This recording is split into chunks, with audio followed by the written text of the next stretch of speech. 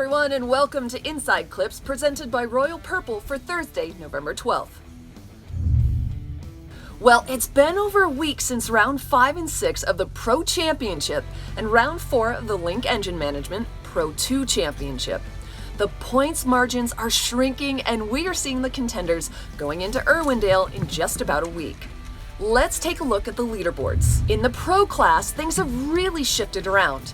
After an early season surge from Odi Bakchis and Frederick Osbo, 3 other crafty veterans are on top. Von Gittin Jr. leads the pack with Ryan Turk in second, and with a strong performance in Texas, Chris Forsberg jumped all the way up to third. The top 5 drivers have a spread of less than 100 points, and with 2 rounds left to go, it's still a major fight.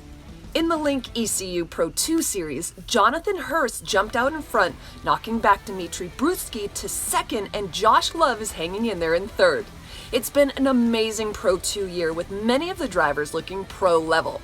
And remember, 8 licenses will be given out next week to the top 8 drivers in the Pro 2 series. So along with that, Rookie of the Year and the Championship, we've got a lot going on to cap off the 2020 season.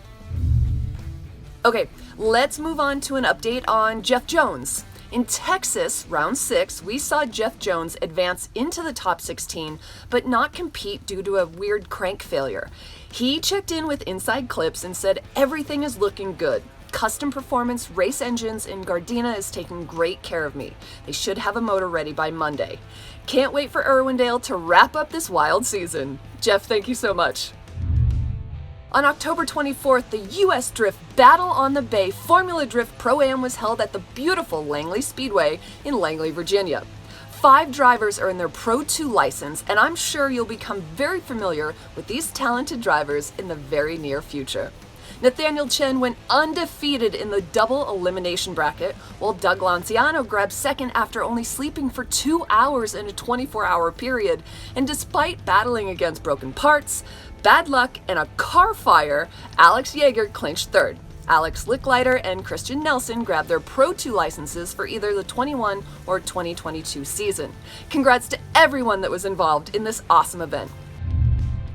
Okay, and finally, let's throw it over to VP of FD, Ryan Sage, with some updates on Irwindale and the series. Ryan? All right, well, thanks, Lorette. Let's jump right into it. We've got some updates for Irwindale next week. Some of you may have seen, if you are a ticket buyer, a previous ticket buyer, you've been perusing our website, that the state of California and LA County did not approve our 25% capacity at Irwindale Speedway. So we're now shifting this to a no fan event. For those of you who purchased tickets, you'll be refunded 100%. And now the event will be a closed event just for competition, similar to Seattle. One of the things that is already out there, but perhaps you may have not noticed, is that on the schedule there is a slight change.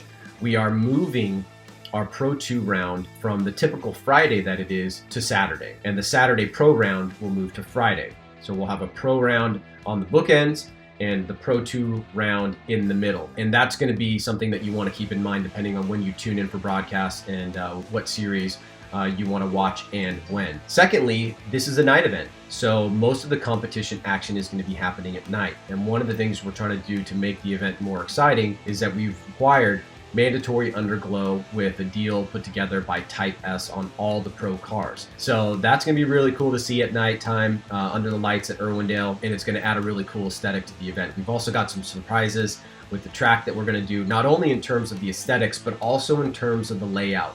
So in the next couple days, keep your eyes out. There's going to be something coming out that will give you some insight to what we're thinking about the 2020 Irwindale track layout. Finally, we can announce also that typically after an Irwindale event, we have a closed to the public awards banquet that's based off of merits from competition from the Pro and Pro 2 drivers, and also fan voted awards.